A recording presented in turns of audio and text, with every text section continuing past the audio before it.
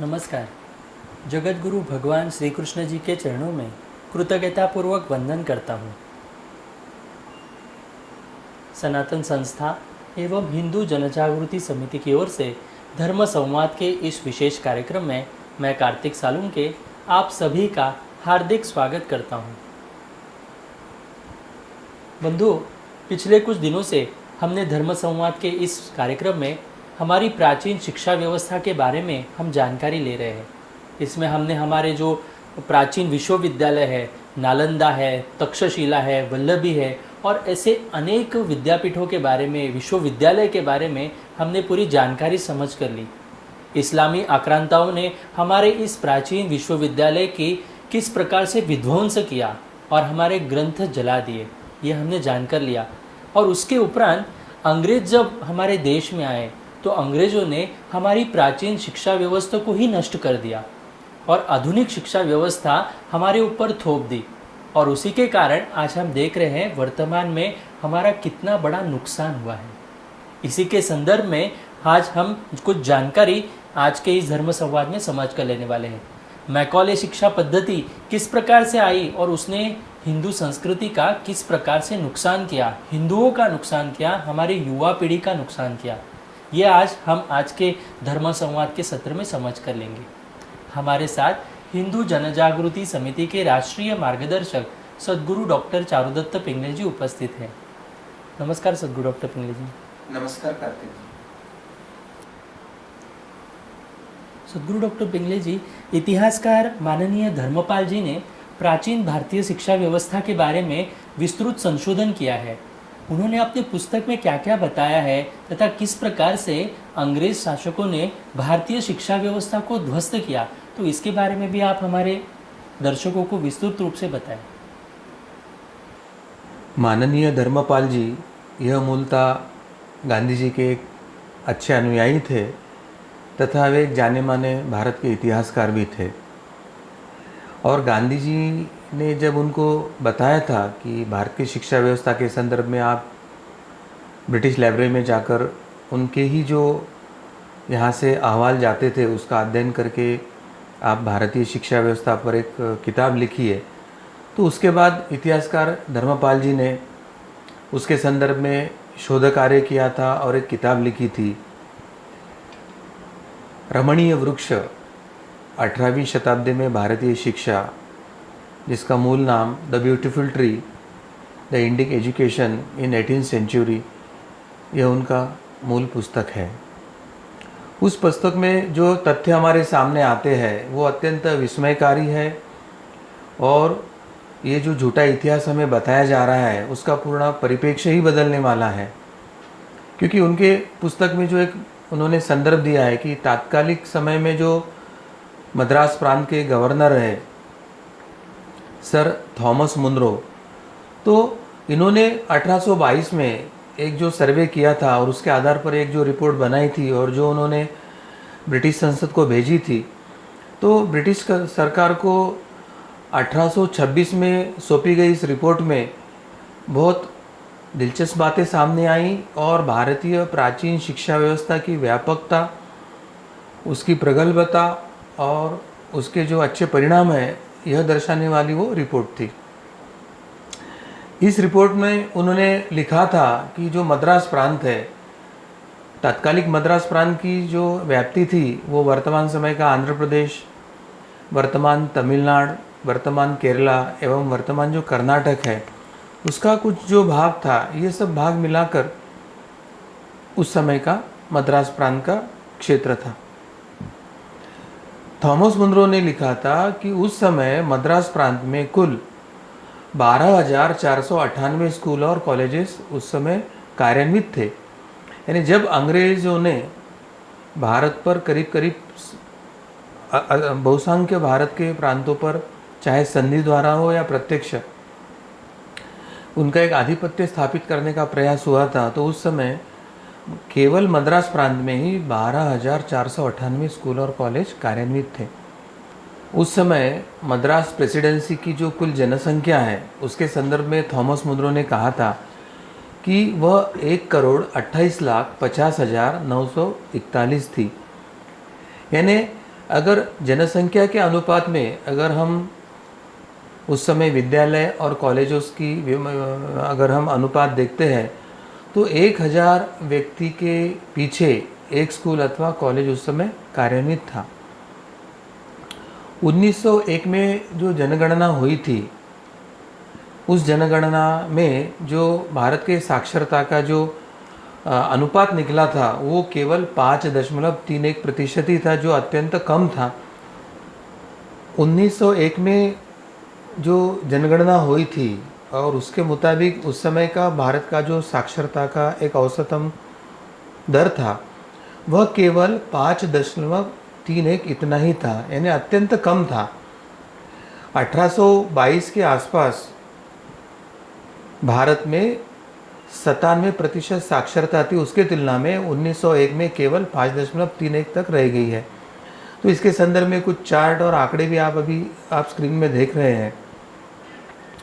तो धर्मपाल जी तात्कालिक प्राचीन और पारंपरिक शिक्षा व्यवसाय के बारे में अपने पुस्तक में बताते हैं कि प्रत्येक गांव के मंदिर से एक पाठशाला या स्कूल जुड़ा होती थी और वहाँ पर आसपास के सभी समुदाय के बच्चे अध्ययन हेतु जाते थे। इसके अलावा जहाँ मंदिर समृद्ध थे वहाँ समृद्ध मंदिरों में अकादमियाँ थी और यह अकादमियों में अधिक उन्नत विषयों का अध्यापन किया जाता था, यानी एक महाविद्यालय के तौर पर वहाँ पे कार्य किया जाता था। पुरातत्वविद जो थे आर नागास्वामी, उन्होंने उन्नत शिक्षा उस समय कैसे दी जाती थी इसके संदर्भ में जो कुछ प्रमाण प्रस्तुत किए थे उसका भी उन्होंने वहाँ पर संदर्भ दिया है। आर नागास्वामी ने कांचीपुरम जिले में उत्तिरामपुर में सुंदरवारा का जो मंदिर है, उस मंदिरों के दीवारों पर जो 10वीं शताब्दी के जो शिलालेख है जो लिखे गए थे उनको उन्होंने खोज कर निकाला और उस पर स्पष्टता से यह लिखा है कि वहाँ उस समय कैसे स्कूल कार्यान्वित थे, कैसे कॉलेज कार्यान्वित थे, उनका प्रशासन कैसे था, उसका संपूर्ण वर्णन ही शिलालेख के ऊपर लिखा हुआ मिला है। यह मंदिर पल्लव शासन में ईस्वी 750 के आसपास बनाया गया था और वैदिक महाविद्यालय के प्रशासन के अनुसार और संभवतः भाई भतीजावाद ना उभरे इसलिए भी उस समय यह निर्धारित किया गया था कि वहाँ पर जो भी शिक्षा देने वाला शिक्षक है, अध्यापन करने वाला शिक्षक है, वह उस गांव का मूल निवासी नहीं हो सकता है। यानी केवल शिक्षा प्रणाली थी ऐसा नहीं, तो सुदृढ़ शिक्षा हो, शिक्षा में भाई भतीजावाद ना हो, उस पर एक अधिकार जमाने की प्रक्रिया ना हो, इसलिए शिक्षक उस गांव का मूल निवासी ही ना हो, इस प्रकार के कुछ नियम भी उन्होंने बनाए थे। शिक्षक कैसे होना चाहिए इसके संदर्भ में जो उन शिलालेखों में हमको उल्लेख मिलता है उसमें यह कहा गया है कि शिक्षक को व्याकरण और विभिन्न दर्शनों का ज्ञान होना आवश्यक है।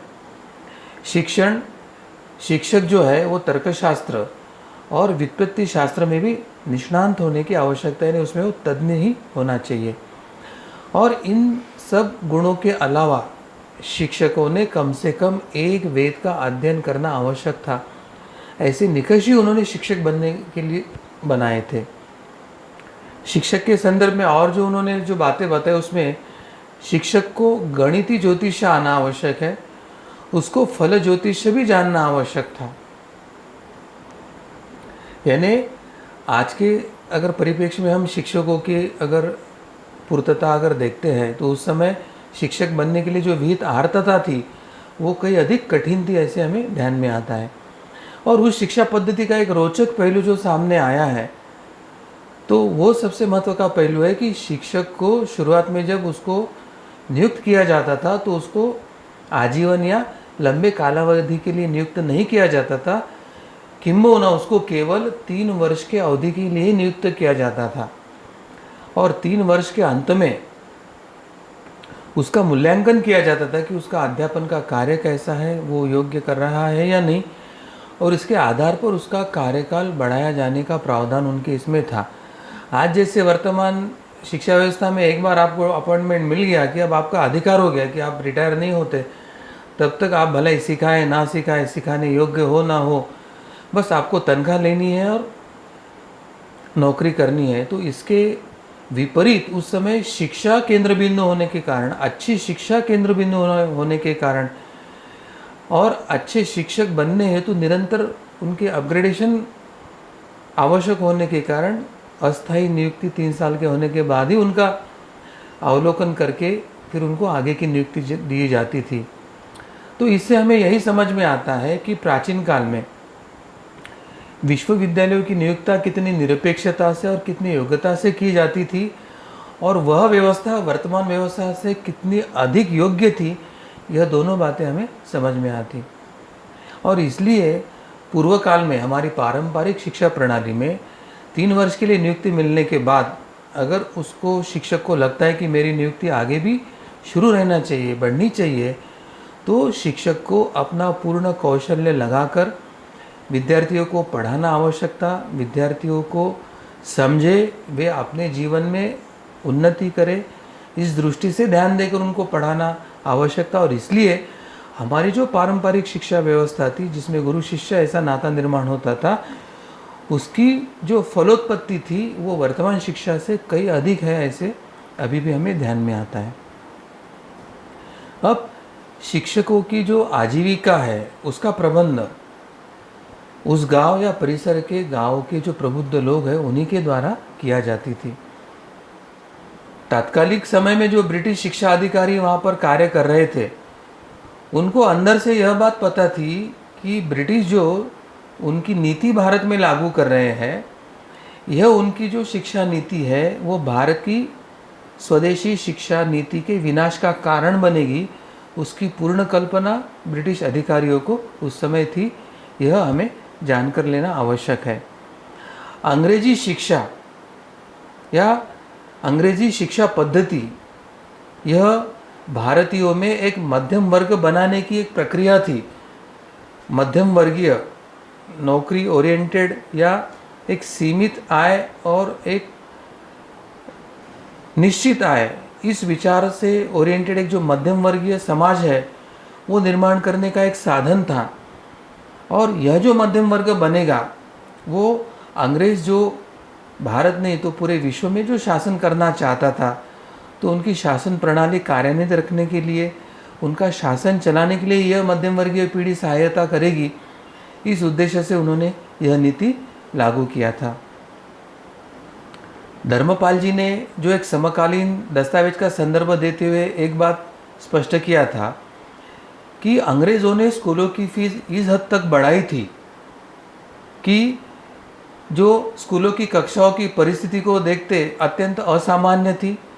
सर्वसामान्य लोग या जो गरीब लोग थे उनको यह फीस देना ही बड़ा मुश्किल या कठिन हो गया था।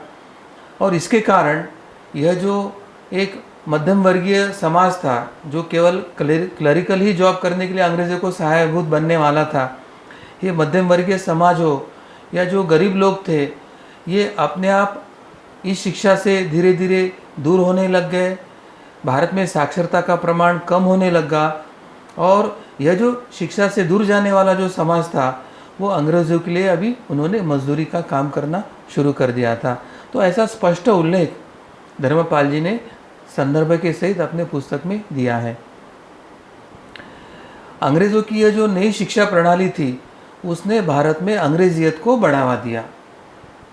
अंग्रेजियत को बढ़ावा देना यानी स्वधर्म, स्व संस्कृति, स्व तंत्र जो था, स्व शिक्षा, स्व न्याय, ये सब प्रणाली से दूर जाके अंग्रेज़ जो कुछ कर रहे हैं वह योग्य है और उसका गुणगान करना, यह वृत्ति भारतीय लोगों के मन में बढ़ना शुरू किया।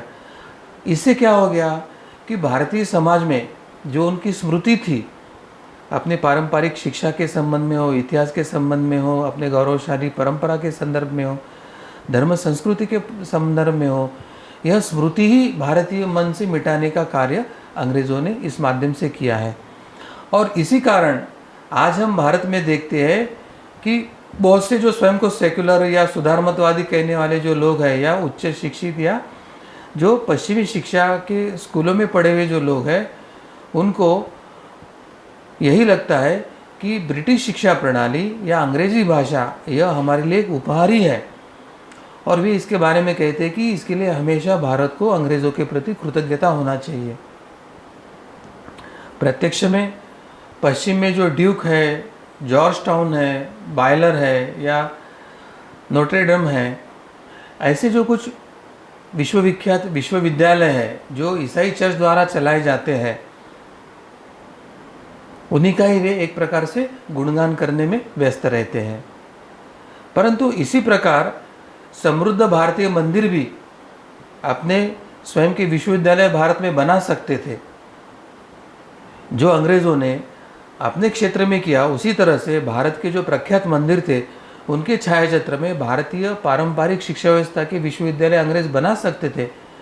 परंतु अंग्रेज़ों ने षड्यंत्रपूर्वक 1863 से 1926 के कालावधि में उन्होंने जो कुख्यात धार्मिक अधिनियम बनाकर उन अधिनियमों के द्वारा हिंदुओं की मंदिरों की भूमि और संपत्ति ही जब्त कर लिया था। और मंदिरों की भूमि और संपत्ति ही अंग्रेज़ों ने जब्त करने के कारण मंदिरों के छायाचित्र में पारंपरिक शिक्षा प्रणाली द्वारा संचालित हो ऐसे ना तो विद्यालय चल पाए ना तो विश्वविद्यालय चल पाए। तो एक तरह से हमारी प्राचीन शिक्षा परंपरा को ध्वस्त करने के लिए ये अंग्रेज़ों ने कैसे कैसे कानून बनाए थे, कैसे कैसे षड्यंत्र रचे थे, उसका पर्दाफाश धर्मपाल जी ने अपने इस पुस्तक में किया है। और इसलिए धर्मपाल जी की इस पुस्तक का अत्यंत ध्यानपूर्वक अध्ययन करना सभी को आवश्यक है। अंग्रेज़ों ने तो यह किया कि हमारे मंदिरों की भूमि और संपत्ति जब्त करके मंदिरों को कंगाल किया, और मंदिरों के माध्यम से ना तो हिंदुओं को धर्म शिक्षा मिले या मंदिरों के माध्यम से ना तो पारंपरिक शिक्षा पद्धति के स्कूल या विश्वविद्यालय चले। यह तो अंग्रेज़ों ने षड्यंत्रपूर्वक किया ही था। परंतु भारत के स्वतंत्रता के उपरांत 1951 में मंदिरों को जो भारत के सेकुलर सरकार द्वारा नियंत्रित करने के संदर्भ में जो अधिक कठोर कानून बनाए गए, वह अंग्रेज़ों के ही कदमों पर पदचिन्हों पर चलने का संकेत देते हैं।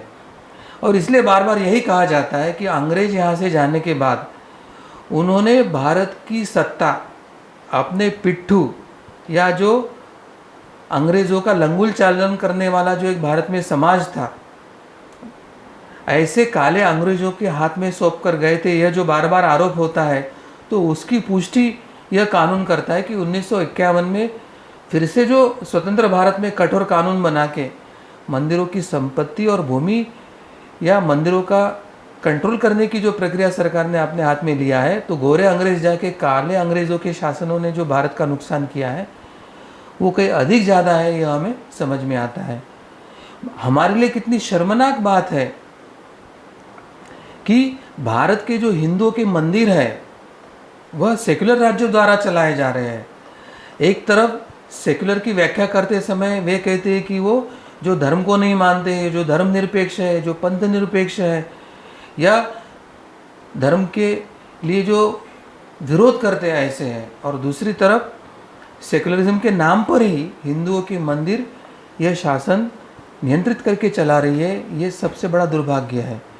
मगर इसमें एक जो भेदभाव की जो बात है, इसमें जो डिस्क्रिमिनेशन की बात आती है कि यह जो सेकुलर शासन हिंदुओं के मंदिरों को नियंत्रित करता है, हिंदुओं के मंदिरों की भूमि और संपत्ति को नियंत्रित करता है, दूसरी तरफ यह सेकुलर जो शासन है वह ना तो मस्जिद को नियंत्रित करता है, ना तो मस्जिद की भूमि और संपत्ति को जब्त करता है, ना चर्च को नियंत्रित करता है, ना तो चर्च की भूमि और संपत्ति को नियंत्रित करता है। और इसलिए ऐसा कहा जाता है कि आज भारत सरकार और रेलवे के बाद अगर किसी के कंट्रोल में सबसे अधिक भूमि और संपत्ति है वो तो एक चर्च के और दूसरे वक्फ बोर्ड के हाथों में, ऐसे कहा जाता है। तो स्वतंत्र भारत में अब हिंदू कंगाल है, हिंदू मंदिर कंगाल हो रहे हैं।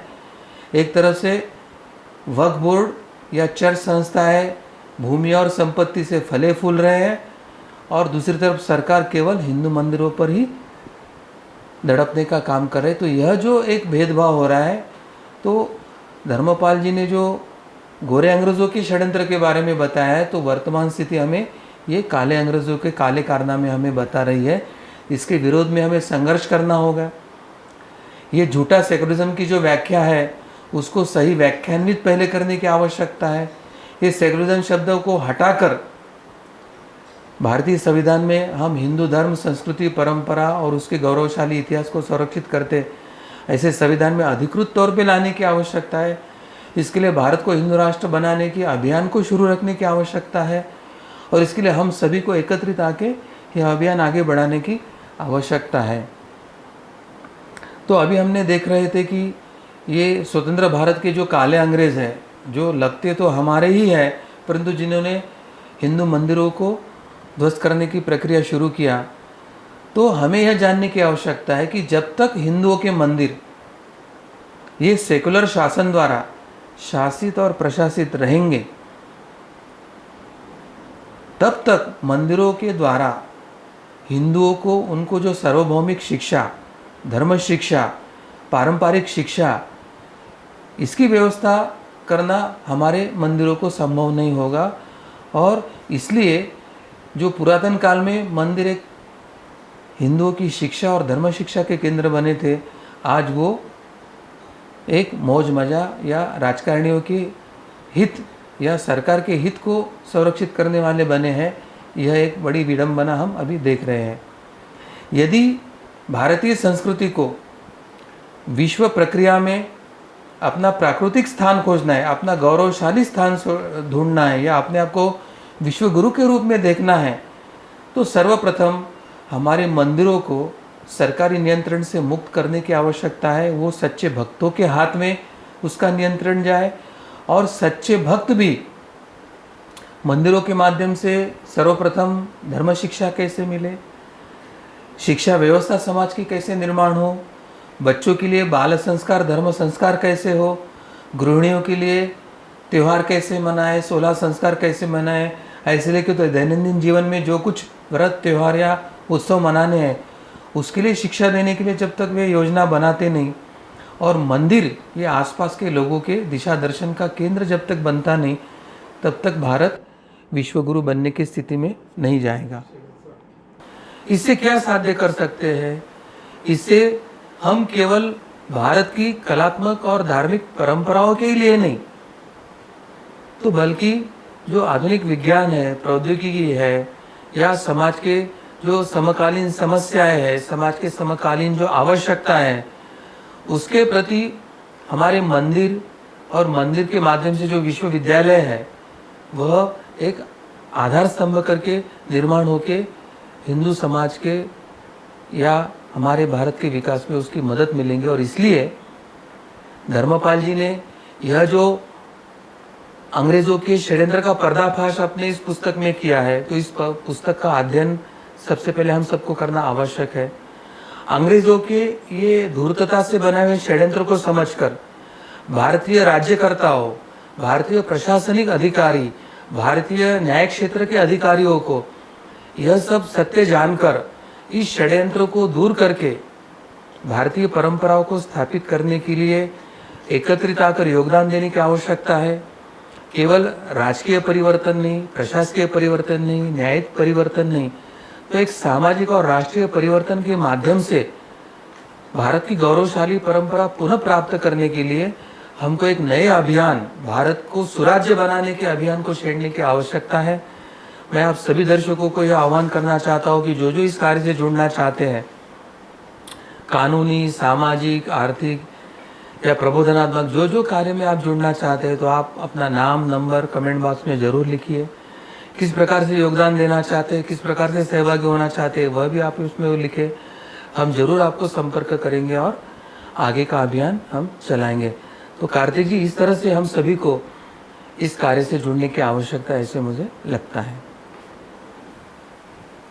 सदगुरु डॉक्टर पिंगले जी, आपने अभी जो हमें मार्गदर्शन किया, तो उससे हमें ये सभी को पता चला होगा कि माननीय धर्मपाल जी ने जो शोध कार्य किया था, उन्होंने जो अपनी पुस्तक लिखी थी, उसमें जो रेफरेंसेस है, जो कुछ जानकारी है, तो ब्रिटिश लाइब्रेरी से ली गई जानकारी है और ये सभी तथ्यों के आधार पर उन्होंने पुस्तक लिखी थी। और उन्होंने ये बात स्पष्ट की थी कि हमारे भारत में हर एक गांव में गुरुकुल हुआ करता था, वहाँ पर हर एक जाति के, हर वर्ण के व्यक्ति को शिक्षा व्यवस्था उपलब्ध की जाती थी।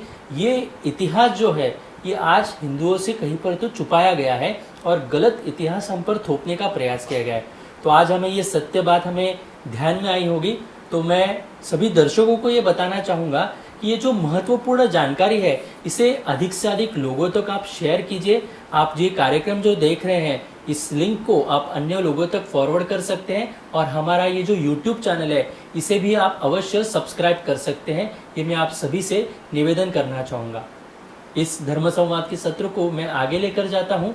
मेरा अगला प्रश्न सदगुरु डॉक्टर पिंगले जी ऐसे था कि आज की शिक्षा व्यवस्था को मैकॉले प्रणीत माना जाता है, तो ये मैकॉले कौन था और उसने भारतीय शिक्षा व्यवस्था को नष्ट करने के लिए क्या कार्य किया, इसके बारे में भी आप हमारे दर्शकों को बताएं।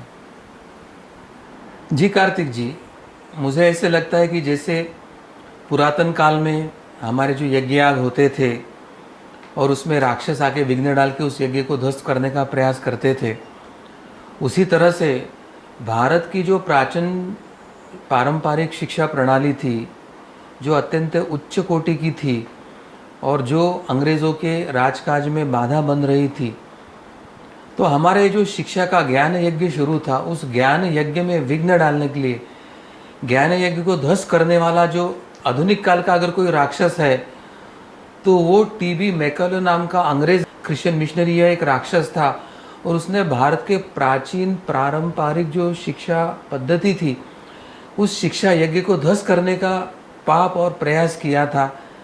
ऐसा कहने में कोई शंका नहीं, ऐसे मुझे लगता है।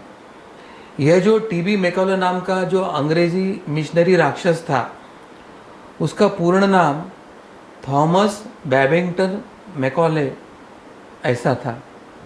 इसका जन्म 25 अक्टूबर 1800 में हुआ था तथा उसका मृत्यु 28 दिसंबर 1859 में 1859 में हुआ था। यह जो मैकॉले नाम का राक्षस था वह भारत में गवर्नर जनरल के विधि सदस्य के रूप में आया था, यानी लॉ मेंबर के रूप में भारत में आया था। ब्रिटेन में 1830 में वह पहली बार वहाँ पर मेंबर ऑफ पार्लियामेंट यानी एक सांसद बना था। 1832 में उसे बोर्ड ऑफ कंट्रोल का भी सदस्य बनाया गया था। यह बोर्ड ईस्ट इंडिया कंपनी के डायरेक्टरों को दिशा निर्देशन देने के लिए अंग्रेज सरकार ने बनाया था। मैकालो इस बोर्ड पर 18 महीने कार्यान्वित रहा। इस दौरान उसने भारत में या भारत के बारे में अध्ययन करने का प्रयास भी किया था। वह अपने अंग्रेजी भाषा को विश्व की महान भाषा करके मानता था और उसे अंग्रेजी भाषा में जो एक साहित्य था, विशाल साहित्य है करके जो मानता था, उस पर उसे बहुत गर्व था। और इसके कारण जब अंग्रेज़ों की तुलना में भारतीय साहित्य की जो प्रगल्भता, भारतीय साहित्य की जो व्यापकता उसने देखा और वो संस्कृत और पारंपरिक भाषा में जब देखा तो उसको वो स्वीकारा नहीं गया और वो भारतीय साहित्य को अत्यंत घृणित दृष्टि से देखता था। और भारतीय साहित्य को घृणित दृष्टि से देखने के कारण भारतीय शिक्षा पद्धति, जो पारंपरिक शिक्षा पद्धति, शिक्षा के विद्यालय और विश्वविद्यालय थे, उसके तरफ देखने की घृणित दृष्टि उसके मन में निर्माण हुई थी।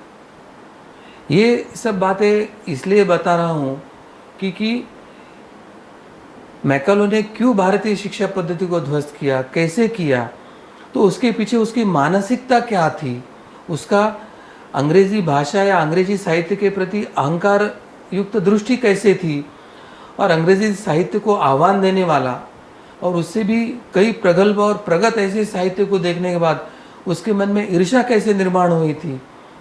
यह सब जानने के बाद उसने यह षड्यंत्र क्यों किया, वो हमें ध्यान में आ सकता है।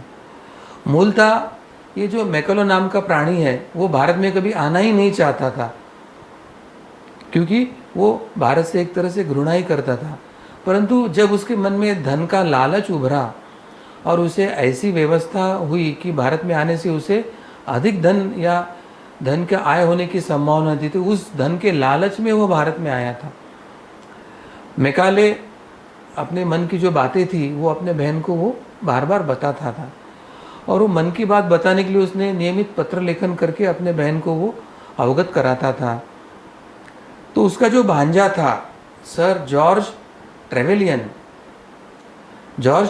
ने बाद में जो मैकाले ने अपने बहन को जो पत्र लिखे थे, उस पत्र को संकलित करके पत्रों के आधार पर उसने life and letters of Lord Macaulay इस नाम का एक पुस्तक ही प्रकाशित किया था।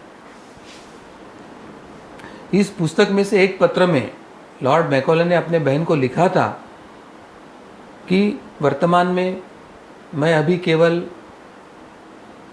प्रति मास यानी हर महीना 200 पाउंड से अधिक नहीं कमा पा रहा हूँ, जबकि मैं इस तरह का जीवन जीना चाहता हूँ, उसके लिए मुझे कम से कम 500 पाउंड तो चाहिए। यानी मैकाले की जो महत्वाकांक्षा थी कि वो ऐसा जीवन जीना चाहता था कि उसका जीवन ऐशो आराम से हो, एक राज परिवार के जैसा हो, और वो जीवन यापन करने के लिए उसको कम से कम 500 पाउंड, जो ब्रिटेन का चलन है, तो 500 पाउंड प्रति माह उसका अगर आय हो तो वैसा जीवन वो जी सकता था। मगर वर्तमान में केवल 200 पाउंड ही वो कमा रहा था, और इसके लिए उसको मन में खंत था कि मैं वैसा जीवन नहीं जी पा रहा हूँ।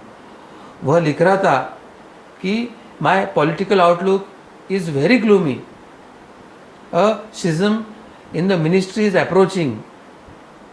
In England, I see nothing before me for some time to come but poverty, unpopularity and the breaking of old connections.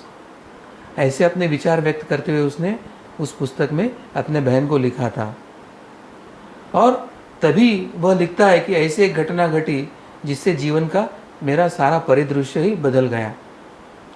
British parliament ने जो एक नया बिल पास किया था, उसे नया इंडिया बिल ऐसा कहा जाता था। उसमें सुप्रीम काउंसिल ऑफ इंडिया में लॉ मेंबर का एक नया पद उन्होंने मनोनीत किया था, बनाया था, और जिस पर ऐसे ही व्यक्ति की नियुक्ति की जानी थी जो ना तो ईस्ट इंडिया कंपनी का कर्मचारी हो, ना उससे वो संबंधित हो। और जब ऐसा उसका प्री रिक्विजिट आया तो यह लॉ मेंबर का सदस्य बनने का प्रस्ताव लॉर्ड मैकाले के सामने आया, और लॉ मेंबर के पद के लाभ बताते हुए लॉर्ड मैकाले बहन को अपने पत्र में लिखा था कि यह लॉ मेंबर बनने से मुझे अभी बहुत इज्जत मिलेगी, मेरा अभी जो इनकम है उससे कहीं अधिक पैसा मुझे अभी मिलेगा। लॉ मेंबर की जो तनख्वाह थी वो पूरे 10,000 पाउंड प्रति वर्ष, यानी ये 1820-22 की अगर बात है तो उस समय भारत के एक व्यक्ति की आय अगर 5 रुपये हो तो उसके 8-10 लोगों के परिवार का जीवन यापन अच्छा हो सकता था। जिसके पास 100 रुपये अगर धन है तो उस समय के अमीर लोगों में गिना जाता था।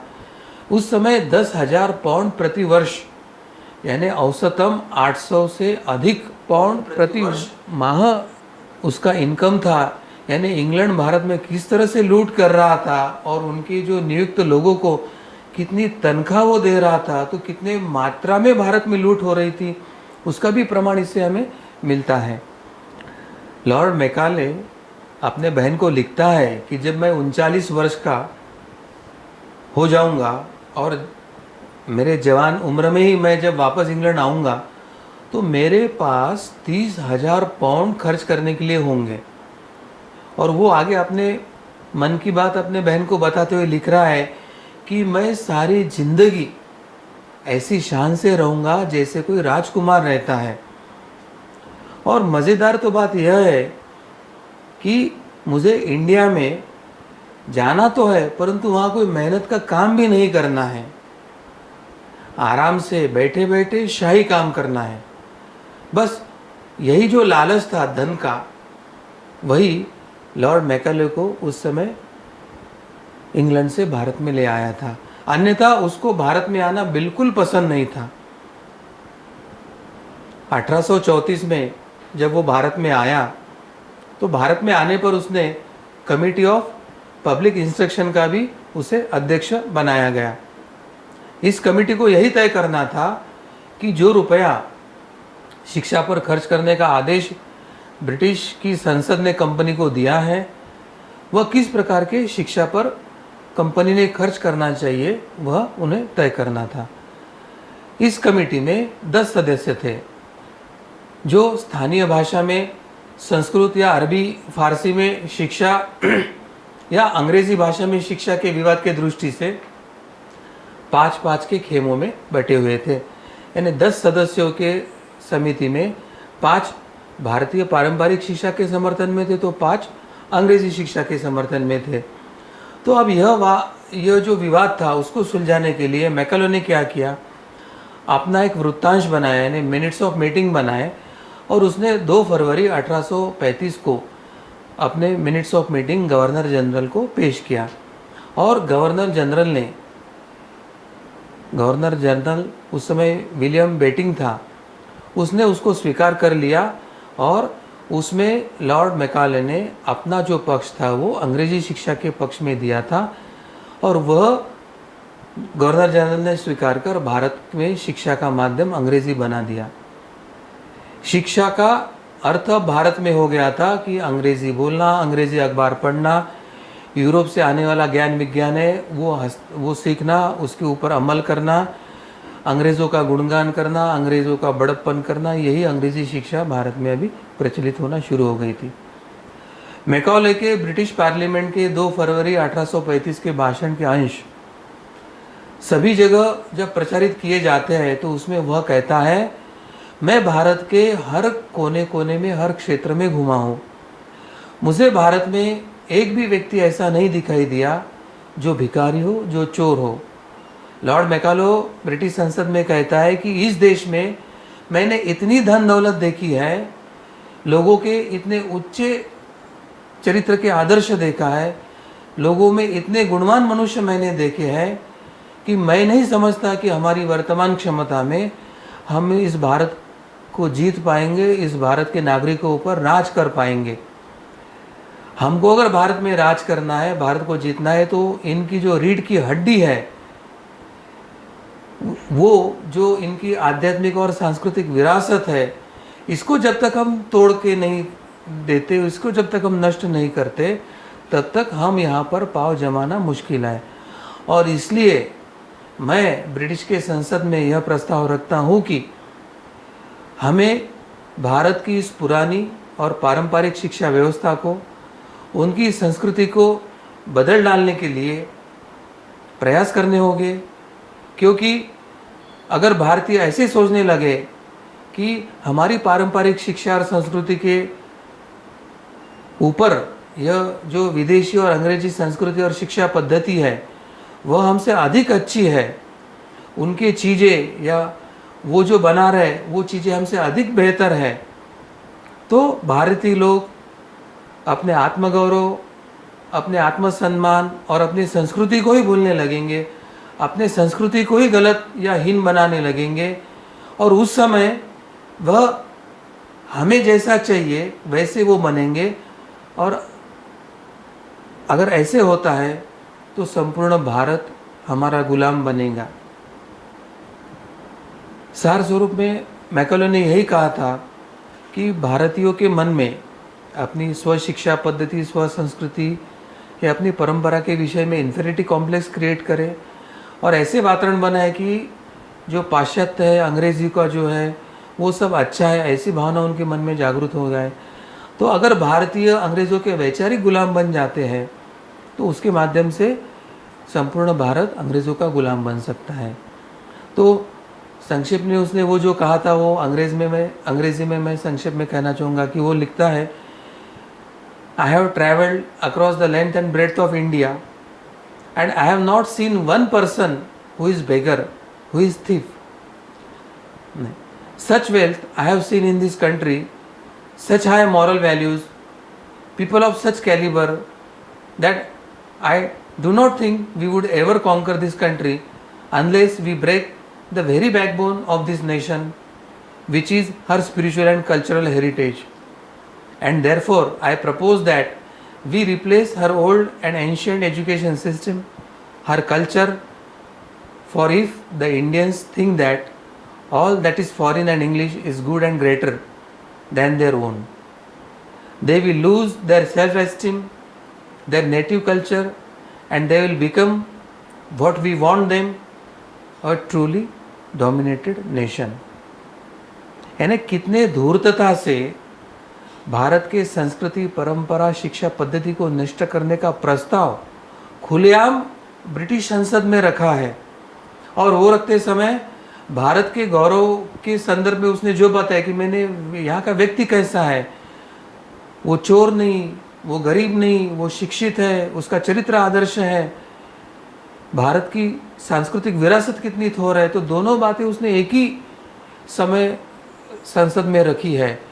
मगर हमारा ये दुर्भाग्य है कि संसद में डॉक्यूमेंटेड जो फैक्ट है, ब्रिटिश लाइब्रेरी में जो खुलेआम ये जो फैक्ट्स और तथ्य रखे गए हैं, तो 1947 के बाद जो भारत को शासन और प्रधानमंत्री और मंत्रिमंडल या सरकारें मिली है, उन्होंने इस तथ्य को भारत में लाकर उनके षड्यंत्रों का पर्दाफाश नहीं किया। भारत को कैसे उन्होंने गुलाम बन के रखा है, उनके नीति नियमों को पर्दाफाश नहीं किया, और उन्हीं की नीति परंपरा को जारी रख के भारत को गुलाम बनाने का जो प्रयास किया है, तो गोरे अंग्रेज से ज़्यादा अगर इस देश का नुकसान किसी ने किया है तो वो 1947 के बाद इस देश में सत्ता पर आने वाले काले अंग्रेज़ों ने किया है। और इसके तथ्य हमें माननीय धर्मपाल जी के ग्रंथ में हमें स्पष्टता से मिलते हैं, ब्रिटिश लाइब्रेरी में मिलते हैं, ब्रिटिश संसद के डॉक्यूमेंटेशन में हमें मिलते हैं। तो हम अपने लोगों के द्वारा पीड़ित है, यह हमें समझने की आवश्यकता है। अब इसके बारे में कुछ विवाद चल रहा है कि यह जो भाषण के अंश है यह किसी तथ्य के आधार पर सिद्ध नहीं होते हैं, और उसके लिए यह भी कहा जाता है कि प्रत्यक्ष में मैकॉले तो फरवरी 1835 में भारत में ही था, और तथा उसके पूर्व भारत की कभी कोई उसने यात्रा भी नहीं की थी। उसने 2 फरवरी 1835 को ब्रिटिश पार्लियामेंट में यह भाषण ही नहीं दिया था।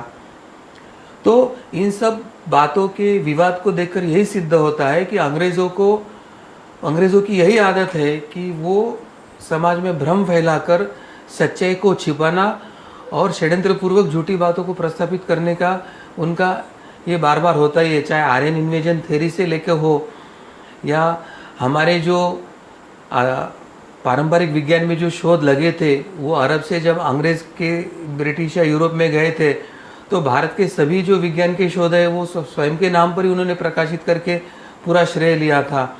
भारत की संपत्ति लूट कर तो लेके गए, मगर भारत के राजा लुटेरे हैं, छत्रपति शिवाजी महाराज लुटेरे हैं, ऐसे झूठे इतिहास बताकर स्वयं को गौरवान्वित किया था। तो उनकी तो यह नीति है, वो तो तथ्यों को छिपाकर वो षड्यंत्र करते ही है। तो हमें ये बात समझ में लेने की आवश्यकता है कि यह वाक्य उसने भारत में ही किसी जो उसने मिनट्स ऑफ मीटिंग या जो वो यहाँ पे अहवाल बना के ब्रिटिश में भेजता था तो उसमें लिख कर भेजी हो, और बाद में अंग्रेज़ों ने वो डॉक्यूमेंट्स को उनके ऑफिशियल इसमें से हटा दिया हो, ऐसे होने की भी एक संभावना उसमें निश्चित है। क्योंकि एक बात हमें निश्चित समझने की आवश्यकता है कि मैकालो केवल भारत से ही नहीं तो भारत की संस्कृति, भारत का साहित्य, भारत की पारंपरिक शिक्षा व्यवस्था सभी से वो अत्यंत घृणा ही करता था। मैकाले की जीवनी में लेखक ट्रेवेलिन ने यह भी लिखा है कि 1835 में भारत का एक नया जन्म हुआ था और जिसे एक नया भारत करके उन्होंने संबोधित किया था। ये नए भारत में उसकी प्राचीन सभ्यता की आधारशिलाएं हिलने लगी। उसके प्रसाद के जो स्तंभ थे वो एक एक स्तंभ एक एक करके ढहने लगे थे, ऐसा स्पष्ट इस पुस्तक में ट्रेवेलिन ने लिखा है। भारतीयों और इंग्लैंड के लोगों के नैतिक गुणों के संबंध में मैकॉले के जो विचार 10 जुलाई 1833 के हाउस ऑफ कॉमन्स में जो दिए गए भाषण में है उसमें स्पष्टता से देखे जा सकते हैं।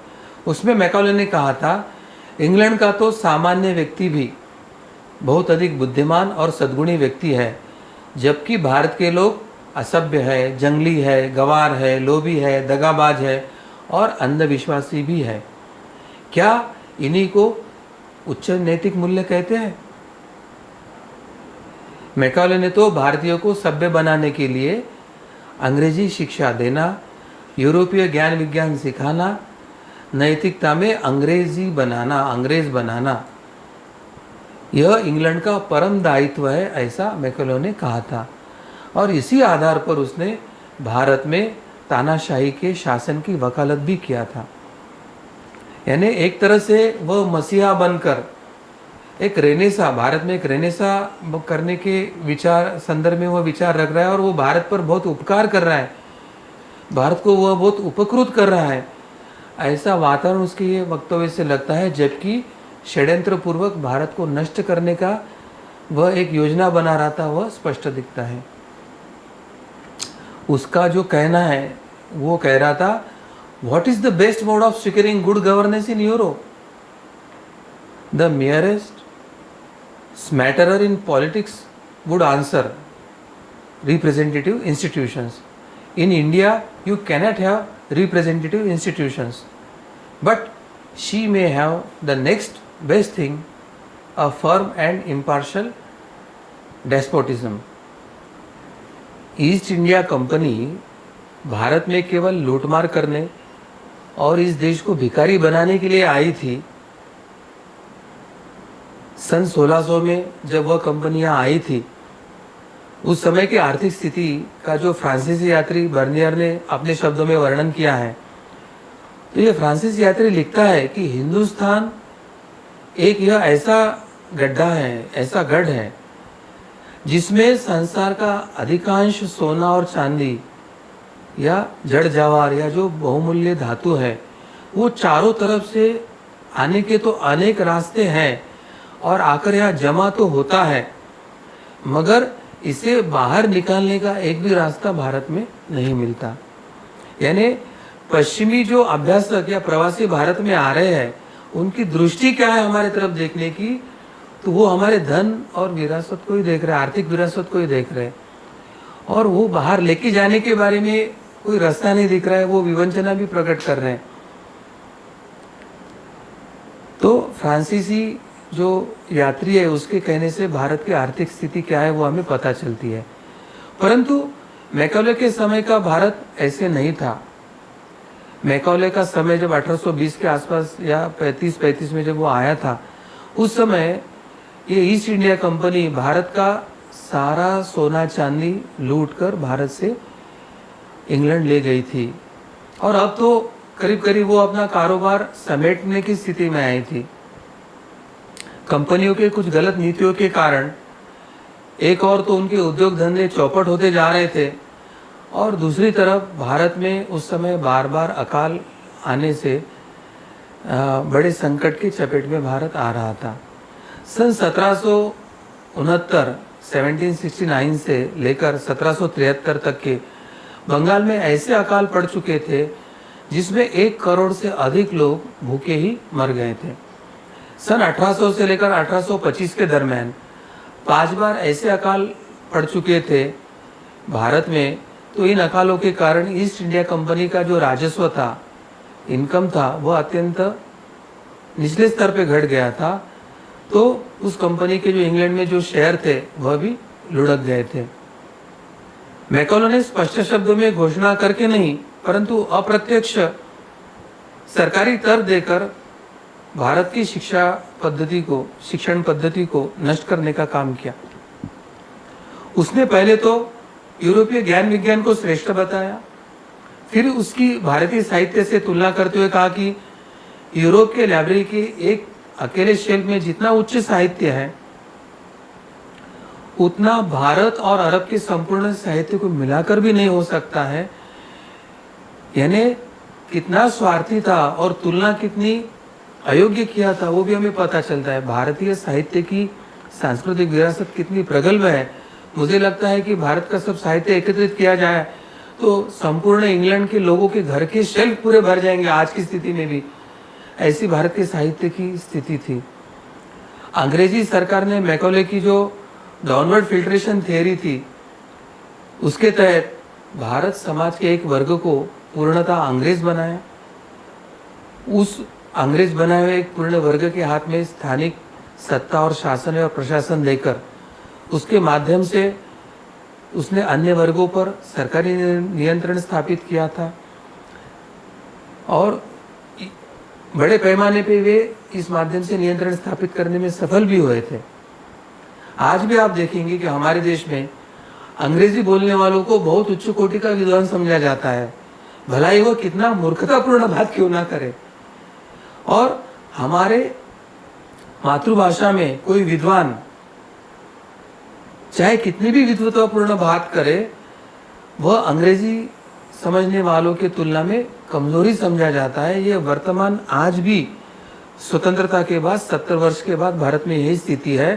तो मानसिक गुलामगिरी की जड़ें कितने अंदर तक वे डालकर गए वही हमें समझ में आता है।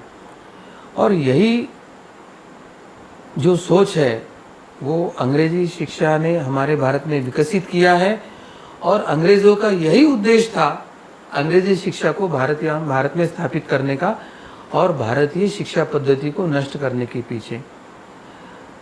आज इसी की वजह से, पाश्चात्य शिक्षा की वजह से, पारंपरिक शिक्षा को ध्वस्त और विध्वस्त करने की वजह से आज भारत का प्रत्येक नागरिक खुद को ही हीन, कनिष्ठ और छोटा समझकर पाश्चात्य और अंग्रेजों को वो बड़ा मानकर एक न्यूनगंडता में, इन्फिनिटी कॉम्प्लेक्स में रह रहा है। आज यह जो गुलामगिरी है पाश्चात्य विचारों की, पाश्चात्य संस्कृति की या पाश्चात्यों के महिमा मंडनों की जो गुलामगिरी है, उस गुलामगिरी से मुक्त होकर सही मायने में स्वतंत्र बनकर सही मायने में स्वराज्य का निर्माण करने के लिए हम सबको एकत्रित आना होगा, अभियान चलाना होगा, अपनी स्मृति के ऊपर चढ़ी हुई धूल को हटाना होगा। ओल्ड इज गोल्ड, पुरातन की तरफ वापिस हमें उल्टा प्रवास करके जाना होगा और यही भारत के उत्थान के प्रक्रिया का एक सबसे बड़ा कदम साबित होगा, ऐसे मुझे लगता है।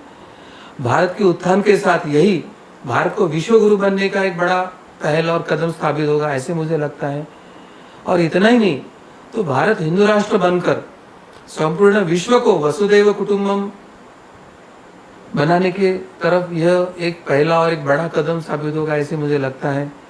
मैं भगवान श्री कृष्ण के चरणों में यही प्रार्थना करूंगा कि अभी यह जो हम उद्देश्य को विचार किए कि भारत यह विश्व गुरु बने, भारत यह हिंदू राष्ट्र बनकर एक वसुदैव कुटुंबकम के विचार को लेकर पूरे विश्व में जाए, इस हमारे देव को पूर्ण करने के लिए भगवान आप हम सभी धर्म प्रेमी, राष्ट्र प्रेमियों के माध्यम से कार्य करें और यह ध्येय प्राप्त करने के लिए हमें आशीर्वाद दें। यही प्रार्थना करते हुए मैं अपने वाणी को विराम देता हूँ। नमस्कार। सदगुरु डॉक्टर पिंगले जी, आपने अभी जो जानकारी हमें दी है तो सभी दर्शकों को ये स्पष्ट हुआ होगा, ये जो मैकॉले था, इस मैकॉले के कारण आज हमारे भारतीय व्यवस्था का, भारतीय हमारे देश का, हमारे गुरुकुलों का और हमारे युवा पीढ़ी का कितना नुकसान हुआ है। आज हमारी शिक्षा व्यवस्था हमसे नष्ट कर दी गई है, हमारी संस्कृति आज हमारे लोग भूलते जा रहे हैं और उसका परिणाम है कि आज राष्ट्र से, धर्म से हम सभी दूर हो गए हैं। तो ये जो गलत कार्य जो किया है ये मैकॉले ने किया था और इसके बारे में पूरी जानकारी आज हमें यहाँ पर मिली है। मैं सभी से निवेदन करना चाहूँगा, ये सच्चाई अधिक से अधिक लोगों तक पहुँचाने का प्रयास कीजिए। ये मैकॉले का जो गलत इतिहास है, जो हमारे सामने आज यहाँ पर सत्यता बताई गई है, उन्होंने क्या गलत कार्य किया है, इसके बारे में हमें अधिक लोगों तक पहुँचना पड़ेगा। उसने किस प्रकार से घिनौना कार्य किया है, ये लोगों तक हमें पहुँचाने का प्रयत्न करना पड़ेगा। तो मैं सभी दर्शकों से आह्वान करता हूँ और साथ ही यह विषय सुनते समय यदि आपके मन में कुछ शंका हो, कुछ आपके मन में प्रश्न हो, तो आप अवश्य अपने चैट बॉक्स पर लिख कर दे सकते हैं। आपके कोई सुझाव भी हो तो आप अवश्य हमें दें, ऐसे मैं आप सभी से निवेदन करूंगा। भगवान श्री कृष्ण जी की कृपा से आज का धर्म संवाद का यह कार्यक्रम यहीं पर संपन्न हुआ, ऐसे मैं घोषित करता हूँ। नमस्कार।